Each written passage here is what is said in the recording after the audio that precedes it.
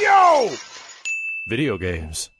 All right, it's been a long time. We haven't done one of these in forever. I think everything's working. We just saw Spider-Man Web of Dimensions. Yeah. Spider-Man Dimensions of Spoders. What is the actual title of this film? Into the Spiderverse? Into the Spiderverse. Into the Spiderverse. You're thinking of a video game. That's very similar. Yeah, and so I think the last time we talked about something Spider-Man was about the middle of last year. Is that how long it's been since Homecoming? Yeah. Because Homecoming was July, 2017? Yeah, July last year. Well, he was, Damn. He was in Avengers too, so I mean, that's true. Spider-Man's been in a lot of stuff. I think even outside of Homecoming, outside of like Civil War, outside of Avengers, any of that stuff, this is the defining year for Spider-Man. Like 2018 is the best year for Spider-Man ever. Yeah. Because Homecoming, I know a lot of people liked, and I say it's a fine movie. It's just that I had my issues with it. But I loved Spider-Man PS4. Yeah. And it's become wildly accepted from many people as like the best Spider-Man media there is pretty much Spider-Man PS4. Like outside of the comics. People are like the depiction of Peter Parker, what he goes through, the character developments, not just the gameplay and everything. Like Spider-Man PS4 is it's like the animated series is like the definitive Batman. It's exactly. It's like Batman animated is like that's the best Batman. Like everyone agrees. Like I would say Spider-Man PS4 is like that visuals and everything, but funny enough, we ended up getting another Spider-Man movie this year that is the definitive Spider-Man movie. Absolutely. It knocks him out the park. I don't even... I don't have many issues with the film, so I guess I'll let you start, Steve. How did you feel? First thing I noticed was a lot of blurs. There was very blurry in the backgrounds around the sides, and there was visually like... I felt like even in the titles, the title credits, I felt like I was having a seizure. There were so many colors coming at me all at once. I was like, So that was daunting. But once you started getting into the characters and you started to follow up on it, and you know what, it's a coming of age story. It's another coming of age story. It's funny that they tackle that because the best Spider-Man stories are usually the origin stories. Yeah, exactly. And funny enough, I don't think this is a spoiler, but the majority of this film takes its time being an origin story. Instead of like where the origin story like is in the first like 15, 30 minutes. The origin story goes pretty much almost until the end to build up the character, which I was like, wow, so they're not just... Spider-Man's origin story is always interesting, but they just spend it on the character and not the events that happen to make him Spider-Man. Which is good because, dude, the characters in this film are... You know what's funny? The events that make Spider-Man are kind of a little bit more elaborate than the actual origin story. So you feel like you're more in tune with the character as opposed to just, oh, okay, here comes the part where this is supposed to happen because he's Spider-Man. You know what I mean? The only time I felt that is maybe when, and I guess this is a kind of a spoiler, is when he got bit by the spider. Right. Because we were like, okay, here it comes. Yeah, that was the most predictable like moment. Yeah. But you know what was great about it? We can't say it. We can't say it. I know I like it. I can't say exactly what happens in that moment, but the movie is very self-aware. That this moment is super important. And it's very very self-aware. And that's the thing I probably liked about the movie was how self-aware it is. Yeah. Because it is taking multiple universes of Spider-Man. But it's also self-aware that there's been a lot of Spider-Man media, and there's a lot of weird versions of Spider-Man outside a lot of the ones we know. And Miles Morales is like an interesting, much different version of Spider-Man. Yeah. And man, does it knock it out of the park with that character. Self-awareness, man. I mean, they even narrate themselves in self-awareness, which is kind of cool. They're aware that they are comic books. Yeah, and shit like that. Somehow I was like, okay, this kind of works. But it's fun. It's done in a very fun manner. Am I wrong here? Is every single character that is in this series or in this movie canonically a comic book character? I think they're all a Spider-Man of some kind. Or Spider-Woman of some kind, Yeah, okay. I just wanted to be sure. Dude, I could tell you right now, I don't have the comic over there. I'm looking for it right now. But back in like Spider-Man's 25th, maybe 30th anniversary, when I was heavy into Marvel comic collecting, I didn't read a lot of these books, but I got the ones that looked cool. They had, for Amazing Spider-Man, Spectacular Spider-Man, Spider-Man, there was like 4 or 5 different Spider-Man series that were going, that were all different Peter Parkers, that all had different MJs and different stories, and and they were all telling their own version of Spider-Man. they released these multiple variation comic collectors that had holograms on the front, so they looked bad. Oh, I know exactly what you're talking about. Exactly. There was a green one, there was a red one, there was a blue one, there was me and my brother collected comics when we were really young. And they just looked amazing. So you're just like, oh my god, and that's why I got them, because they just looked really cool. But I never really kept up with Spider-Man until this year, where Spider-Man is now the bee's fucking all over. He's all over the place. For me, with my brothers, like on the side, it was like he would collect the comics, and he would never wanted to read them. He immediately wanted to put them in the thing with the sleeve and never ever open it. That was the 90s. That's a comic collector. If he was out doing something, I'd sneak in his room and I'd read the comics. They would always get 2 copies. They would always get them. My brother used to do that too. You get a dupe. Or you wait for the paperback later. I used to do that. But then the paperback would end up being really collector's too. Yeah, it'd be a collector's edition or some shit like that. Yeah. What was your favorite aspect? What did you like most about it, Kenny? The style, man. Like in the beginning, I didn't think I was gonna dig the style, but at the end, I'm like, really got into it. And just phenomenal, man. Just eye-popping and like... This movie is the third strike of Spider-Man. Yeah. Not just on like the street level, like, you know, like everything, man. Dude, everything. Yeah, and it just made me want more movies done like this. Yeah, I think the reason it is special is because films try to do this to like to really emphasize like the homegrown nature of characters, much less like the very elements that Miles comes from, and they usually don't succeed, or they just are afraid to try. And it just felt like, man, this movie is in fucking tune. I was kind of worried that this movie was gonna flop, but it was done so well that I felt like, yo, this is gonna be really, I hope people go see it. You're right. Exactly. I mean, our theater was not busy. No, it was not either. Yeah, dude. Which is kind of like it was kind of okay. Here's the thing. The problem is, I think it's because of people don't go to see animated films anymore, right? It had a special... It came out last Friday. Technically. They had a special day, like day or two, a week before, where they called it a preview day. So it already had its preview day. So all the diehards who go see it before... I hope so. They got a week early, so they all went and saw it a week ago. We're late to this party. Yeah. So... What? Go. I missed something completely. I'm just saying that... a week ago. Hey! Okay, that's enough. All right. So I'm just hoping that might have been why. Yeah, I mean, the thing is that I honestly felt that this could have been a live action movie with a little bit of CGI. I don't think so. You don't think so? No. There's so much going on with the characters. I really feel the way the movie is so what was the word? Self-aware. Yeah. And they use that visually. Yeah. They use it like in so many moments that like feel like it's a comic book where they stop the frame and just let you look at it. Or the way the animation style changes the way you actually see like the speech, like you know, what am I doing? And it's like speech bubbles above the characters. I could have sworn a live action movie did do that sometime. And it probably has. Yeah. I don't think it's ever been done. I don't think there's ever been a movie, an animation that is so self-aware, much less able to take its origins and roots and put them into a movie and still make it feel like genuine as fuck than this. Yeah. Because it felt like a comic book, it felt like a cartoon, it felt like live action at times, it felt like everything. Yeah, like when you really got into it, it felt like live action and you kind of forget you're watching a cartoon and you're just watching a great film. And then all of a sudden, like, oh, boom, you get back in like with the comic book stuff. It's all of them mashed together perfectly. So, what is the actual style this is? This is stop motion, CGI, this is cel shaded? Completely CG. Yeah. It's CG, but done stylistically. There were a couple times where I was kind of like... That was hand animated. Yeah, I'm like, there's a couple... And there was some hand animation in the credits. Yeah. So I was kind of like, there's a couple things where I'm like, that looks... hand animated. It is absolutely done to resemble stop motion in some ways. Resemble 2D in many ways, where it looks like it's straight off a fucking comic book. Yeah. But I think that's one of the biggest testaments to the film. Outside of the things we're talking about, which is character development and characters and theme and feel.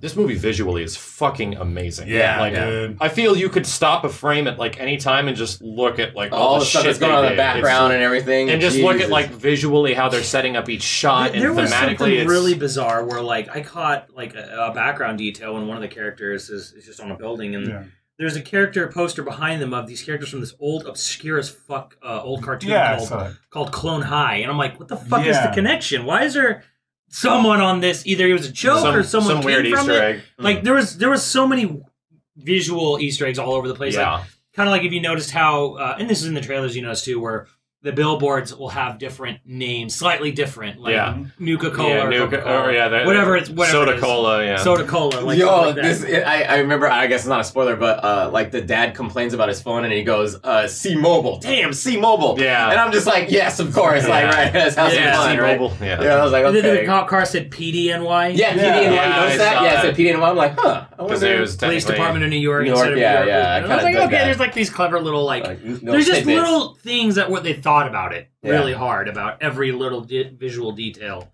and stuff what was going on. There was I'll talk about that I guess later on. Yeah. No, go on to your overall impressions because I don't think it's going to differ from us too much. No, I fucking loved this movie. Yeah. I haven't seen an animated film that challenged and did unique things with its animation in fucking years. It feels like forever. Yeah. And even good movies, really good movies from like the other powerhouses at like Disney Pixar, like they all look like they came off the same fucking engine. Oh yeah, the same chopping block. Like and it's not necessarily a detriment, but it's like, you know, the best thing I can compare it to, because there is another more recent animated superhero film it's Big Hero 6. Yeah. And it's not terrible film by any means, but it looks like, hey, that came off the Tangle Frozen engine, and it just kind of looks like them. And then this film looks unique. It stands out. It almost has a Roger Rabbit quality. In a way, and that's because of the emulation of animation, the emulation of standard animation in many sequences. Yeah, because like most of the different Peters, and people know this, like Noir, Porker, and Penny, all have different animation styles. Yeah, they all do it. Like, really cool. There's some moments where they're all together and they're moving individually, and it's like in the trailer when you see them on like hiding in the corner of the wall, and the way they just shift left and right is like everyone's got a unique look to it. Yeah. So it's like you can watch that scene like 4 times. They literally focus on a different character to see a different animation style. They literally have a moment where a hyper noir / like I'd say, what's the Frank Miller comic? Sin City. Sin City version of Spider-Man is engaging and talking and interacting with an anime girl. Yeah. And it fucking works. Like, they make it work. That was the thing that like blew my mind, because it might even be the same moment where I'm like, oh my god, I cannot believe I'm fucking... How is this? Like, how are they actually making this not look stupid? It is working, and I'm actually emotionally invested. Yes. I think that was the biggest surprise for me of this film, was just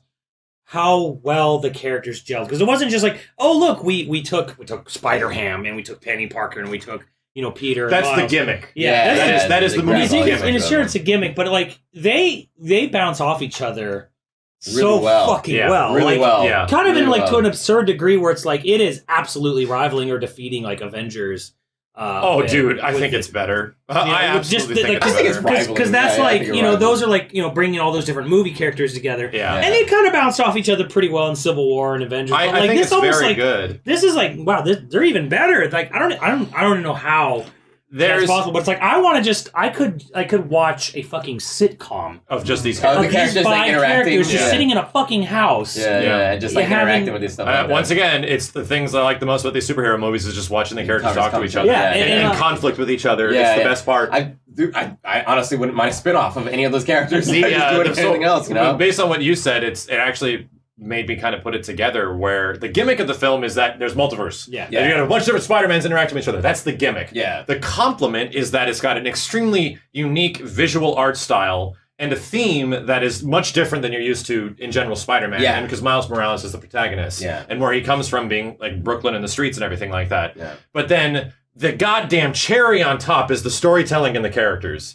Because holy shit, it does it so well. So you have all these three things mixing together, and none of them are done poorly, and they're all done really well. Visually, even the dang villains' little reasons and origins are done well. Kingpin is the best version of Kingpin ever. I mean, we'll talk about Kingpin and spoilers. Oh, dude, he's a super bad guy, but he's got good reasons. Yeah, he's got a good reason to do it. Totally understandable reason. A guy that you love to hate because he has, he's not the hokey fucking bison that's like, I just want to destroy the world. he is there to conflict Spider-Man. Exactly, and I love it, man.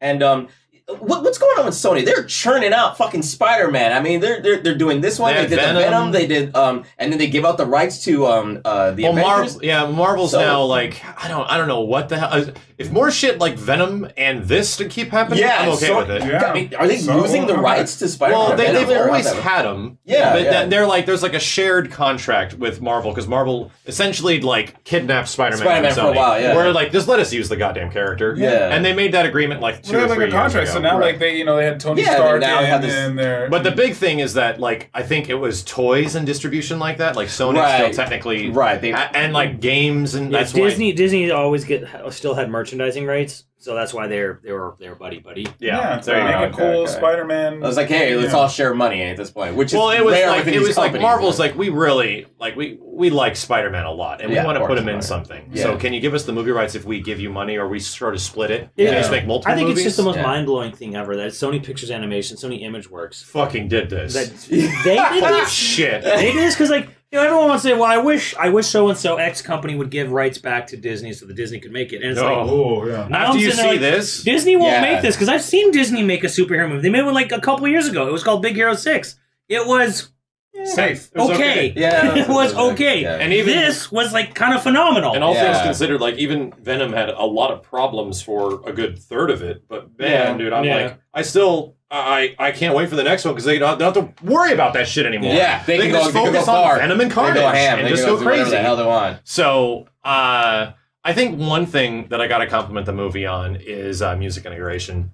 Holy shit! Soundtrack is amazing. I noticed. I know. Like I was noticing. This is pretty good. It was really good, actually. The way they handled the music integration and the way the music drives the scenes on a visual level is fucking amazing. And both with songs and without. I retweeted that at the beginning, the characters singing, Sunflower, Post Malone. Nobody knows who that is. But I mean, he's singing the song, and he literally puts the pen to his throat to get the high note of the song because he's pretending. You get it, like he's a kid. He's like all of us, like when we were kids, we're just trying to emulate the song, and then and like the retweet kind of like mentioned, he's like you get like the traditional Afro-Latino, he's like, hey, come on, we gotta go, and he's like, did you get your stuff? And you're like, wait, no, Dado! And he's like, he's fumbling, and he's like, holy shit. That whole, it literally lasts about 2 minutes. Yeah. Pretty much the point of which, it's right at the beginning of the film, he essentially just goes to school. Yeah.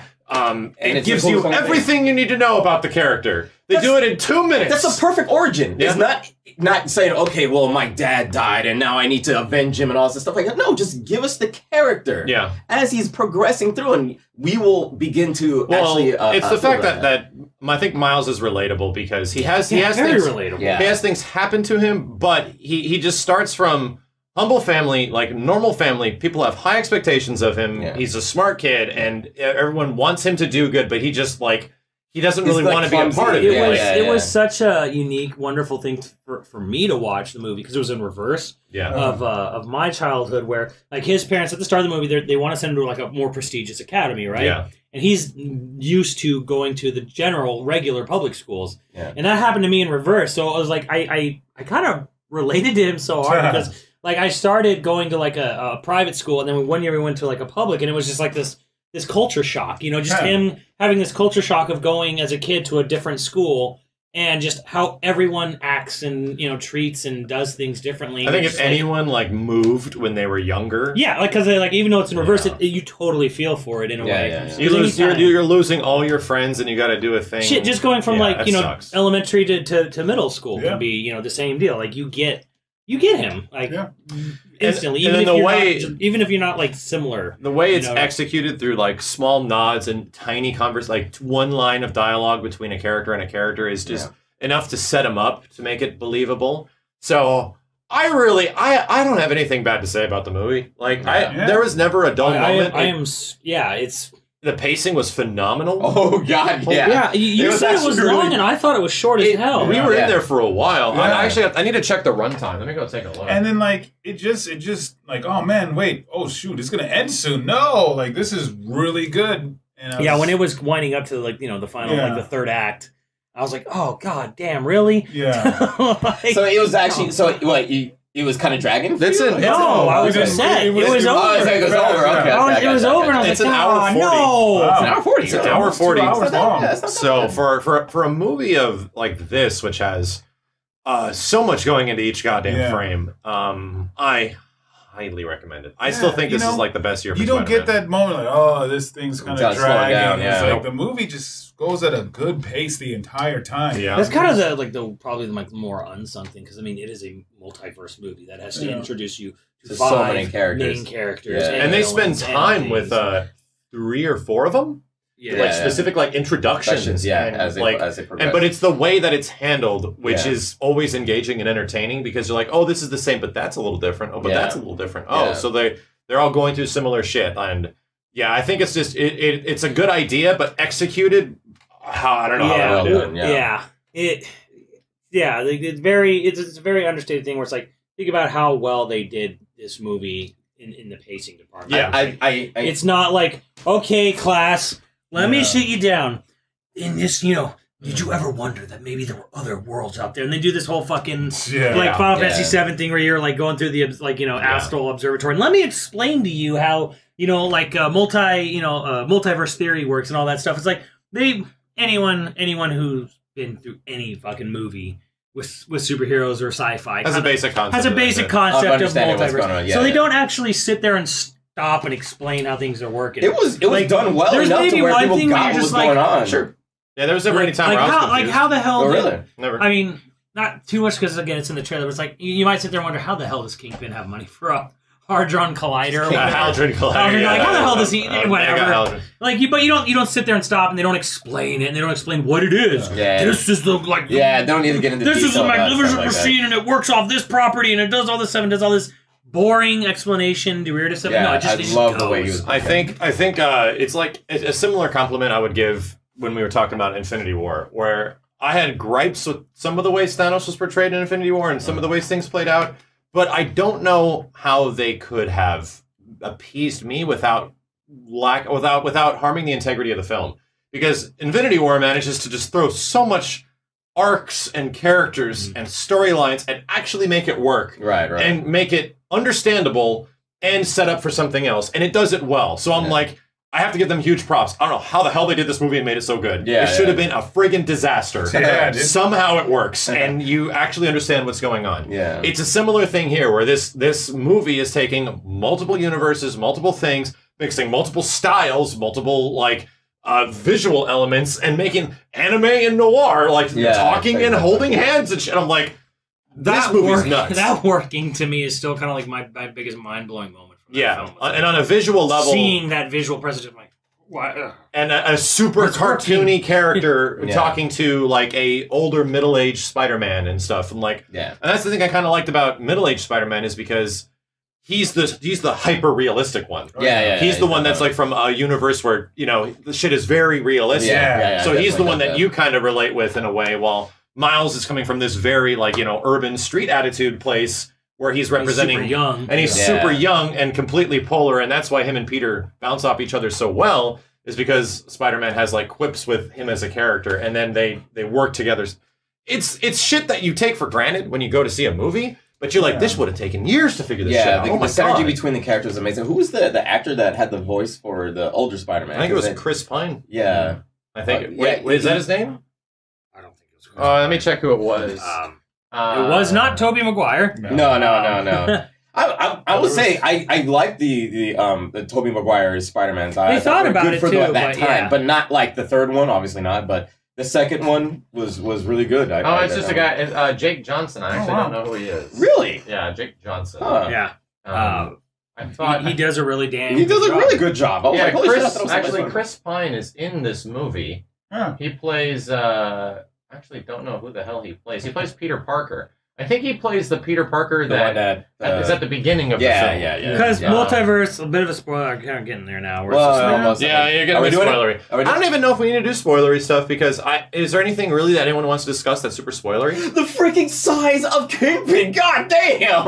That freaking people in the theater were laughing when they saw his. I was like, Jesus. He is definitely like a cartoon character. Yeah, and he's so stumpy. He's like, he's very cartoony. He is a mutant. He is a mutant, and I get that. I'm like, I don't think anybody else in the theater got it. So when they saw him, they were like, they were freaking out because they didn't understand why he was. Kingpin's big. Yeah, it was crazy. He's pretty much the Juggernaut. And I guess another spoiler that I like to say is that I love the realization of Dr. Octopus. I love it. It was a good moment. That was a great moment because I would never think that they would try to pull it off in that way. Different universes, different. Like, oh shit! And then as soon as she goes and says, "I would love to see that," I'm like, oh shit! I'm like, what the fuck? Like, I would say one thing that you totally see coming is his uncle elevation. I mean that one, like the music kicks in and it's a really big moment for him. But the uncle elevation is kind of like, oh, you see it coming, right? I did. I saw that coming. There's a couple of gags that made me fucking. I think the one that killed everyone was when Miles is running out with the computer and the monitor. He's like, "You're not gonna need the monitor, buddy. We don't need the monitor. I got good news. You don't need the monitor." You know what fucking killed me is when they went into the office of Dr. Octopus and he looks at her desktop and the fucking thing flooded with shit. The dirtiest desktop. He's like, he's like, what am I supposed to do? That's your desktop. There's a lot of very good, relevant humor that is fucking funny. Yeah, there's a couple of like him just sticking on to everything. The Rubik's Cube gag, I thought. Oh yeah, because he has no color. He's black and white, so he's only. So Nick Cage is talking about, is this blue? Is this purple? Purple. I was like, what? Is this one purple? Such like realistic. Oh my. Can I talk about the ending yet? Yeah. Oh my god, bro! He was pointing. That's a fucking meme. He was pointing at himself. I was like, yes. I lost it that they. I lost it that they stuck Spider-Man 2099 into the end. Dude, I was dying, man. What, you looking at me? He started arguing. He's like, you looking at me first, pal? What are you talking about? He's like, no. I was like, this is fucking glorious. So they somehow managed to stick like awkward 60s Spider-Man in there in some way. Fucking great. There's a really quick gag at the end that I thought was really funny. No one really I seemed to notice or pay attention to. It was like when he's at the very end and Miles is Spider-Man. He's talking about like his new life. He's like, I did this, I did this. I get hit by a drone. You see him like flying off in this little way off his feet. His drone run into him. And I was like, that I thought was really good. But I mean, like, it's a very fast gag. Spoilery stuff like. There is like one tiny moment where I thought like the animation was like a little off, and it lasted like a second or two, and then it was kind of gone, and then kind of keep going back to that one scene where I'm like, I could not believe I was getting emotions when Penny's robot breaks. Oh yeah, and because she pulls the thing because it's like her dad's like her name's not Penny, it's Diva. Just say it's Diva. It's Penny. It's Diva. She predates Diva by a lot. It's fine. When she's having this emotional moment where she has to she's basically saying goodbye to the robot. Yeah. And she starts crying and it looks really good. Yeah. And then fucking noir Spider-Man goes to comfort her and you're like, why is this working? Yeah, I know, right? Yeah, so well. I don't because in my brain, my logical self is like, it's a fucking robot. She'll calm down, girl. You just make but it has the AI of her dad. Yeah, but I mean I liked it how the Spider-Man that you're first introduced to, pretty much blonde Peter, is essentially Batman. Yeah. He's aware that other Spider-Man characters are coming and he's getting them all together and he's essentially the Batman of Spider-Man. Yeah. While you have the very homegrown sort of Spider-Man, which is the realistic one. The polar fucking opposite. His life is mess. I love how he's flawed. I love how the idea that he comes from an era where things were going great and then they kind of fucked up and now he just doesn't give a shit. Yeah. And essentially huge spoiler, the perfect Spider-Man, the Bruce Wayne Spider-Man is the one that dies. Yeah, exactly. He's the one that you don't really get to know, except very, very, very small. I guess that's what makes him film fun. Like you said, Disney probably wouldn't have this one, but I mean, it was kind of brutal how Kingpin just. And you know what's funny is that Jesus. I don't know if you played through all the Spider-Man PS4. There's some pretty brutal shit. Oh, really? I actually haven't. In Spider-Man PS4, I'm like. You're like, oh jeez, just shot that person in the face. Just shot that woman in the head. Oh god. Okay. Yeah. Wow. I guess this is okay. Miles is really well done. Realistic Peter's great. Yeah. Gwen Stacy was really good too. Fantastic. Yeah. There was a thing, I don't know if anyone caught it. There was a Gwen Stacy in Miles' universe, and when they're running out of the thing before they go into the cafeteria, he bumps into Gwen Stacy, but the Gwen Stacy of that universe, which you never actually meet. Oh, and I don't know if anyone caught it because she turned and gave him a look, at in the Miles. cafeteria. But right before the cafeteria, and I'm like, oh shit, Gwen Stacy's, working there. I'm like, oh no, it's that world's Gwen Stacy. Like, there was a tiny little hint dropped into this universe. See, now I gotta watch the movie again. I gotta watch the movie again. Wait, was that because Gwen arrives pretty much a week before the movie even begins? Right, but there's a scientist in the Arkham Axe lab. Okay, I did see that. Wait, you're talking about wait. I thought that was her. I thought that was her. The point is that she was working at the lab, so she goes to help him out. But no, because she's from the current timeline. That's where she gets. No one. Okay, good catch. I thought that was it too. I caught that. Because she said she got there earlier and said I needed to go to the school. Yeah. So she blended in as a student. This was a scientist. And her hair was full. Her hair was full. Yeah. I caught that. I'm like, interesting. So that's that. That's the tell is that she had all of her hair. Yeah. And that's what. And then they go into the cafeteria, and then there's that. Yeah, it's that moment where Miles is running out with the computer and then bumps into the scientist lady. It looks just like Gwen. And you're like, oh, she works there. Yeah. And I think you realize that's actually the Gwen of that world. And what's funny is that I literally wasn't paying attention because by the time she starts talking about her origin story, that didn't compute in my head. Like, yeah, I thought it was just like she's like working undercover or some shit like that. That's what my brain did. Yeah, Because like, oh, it's the same. But since her hair was full, that makes a lot more sense. So I caught that. I was like, oh, that's cool. Maybe they'll set that up for maybe like, the next movie or whatever. Right, Gwen was done really well. I like Gwen. I liked her introduction. Yeah. I, to this day, think it's probably the best looking spider costume.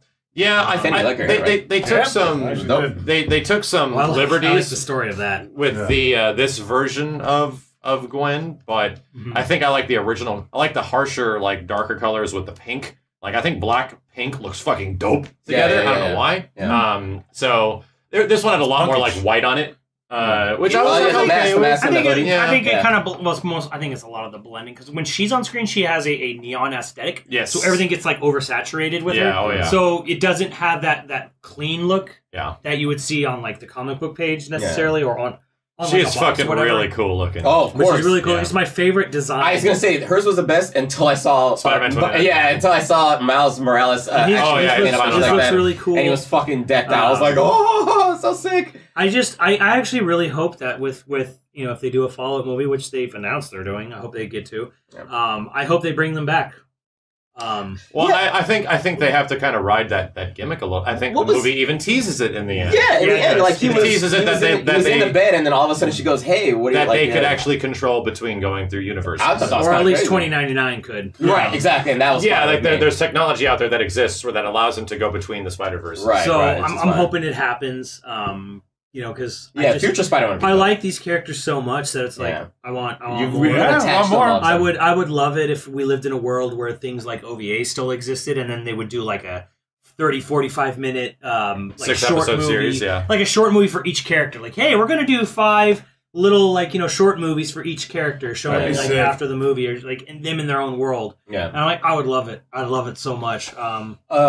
Let's talk about fucking Green Goblin. Why the fuck was he so huge? Well, they redesigned all the characters like they just fucking said, because it's a unique universe. That was kind of a weird thing because Scorpion was redesigned. Miles universe, like they're actually turning into the villain. The Scorpion guy is actually a fucking Scorpion. I didn't recognize the zombie guy that was the bodyguard of Tombstone. Was that okay? So that's Tombstone. That was. I was like, that's not Bullseye.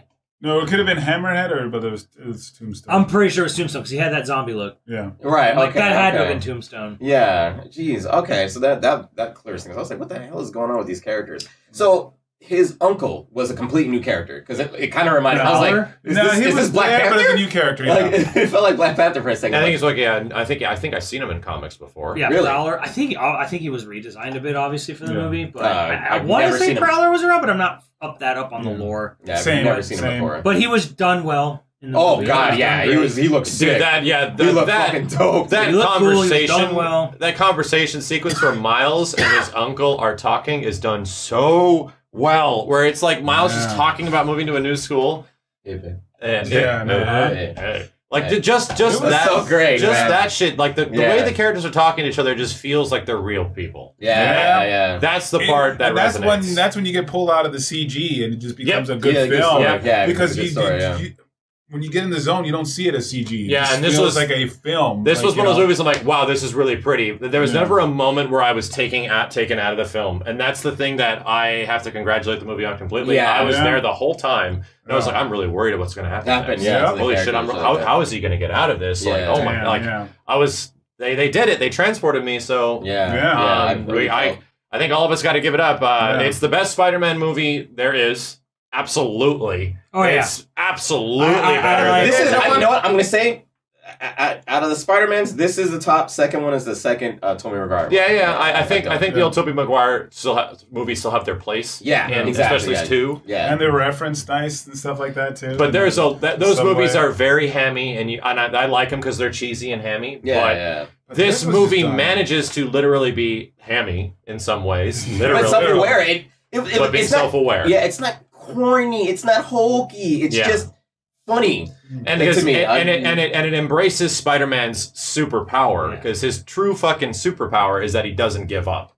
And that's what Spider-Man PS4 taught me. What his real superpower is that he can't stop. He'll always get back up and he'll always keep fighting type shit. I'm like, well, that's badass. Speaking about is this obviously this is one of Stan Lee's last cameos? Does anybody know how many more? Does he have? 3 more. Yeah, I think he had 3 or 4. He's got for the Avengers 4. He's got for the Captain Marvel. Oh, that's right. And in the next Spider-Man movie too. Yeah, and Spider-Man Homecoming 2. Far From Home. So he's got at least last one. Yeah. Hey, he ends it on Spider-Man. So we got pretty huge recommendations over here. If you haven't seen it, go see it just for the sake of seeing it. Yeah, see it in a big theater, man. If you're an animation buff in some way, please, God, go see it. Go see it. Please support art or animation buff. I would love if you guys see it in 3D. Let us know what you thought of it. I want to go see it in 3D. Because I think it could be really well done because... You know, I mean, it's like not like a normal film where they just when a thing is in 3D, it's much easier to make. There was a part where the older Peter Parker he ate the sandwich and you see the splat on the screen. You actually see the bites. That part would look really fucking good in the 3D elements and stuff like that. I'm not looking forward to it. You're not looking forward to it? There's a lot of swinging and stuff like that. That's cheesy. Yeah, I know, but you can tell it's like, oh, it's designed for it. Like they want to do that for that was the point of that. But yeah, go see it if you haven't seen it. I recommend go seeing it right now. Best Spider-Man film ever. Do it! Yeah.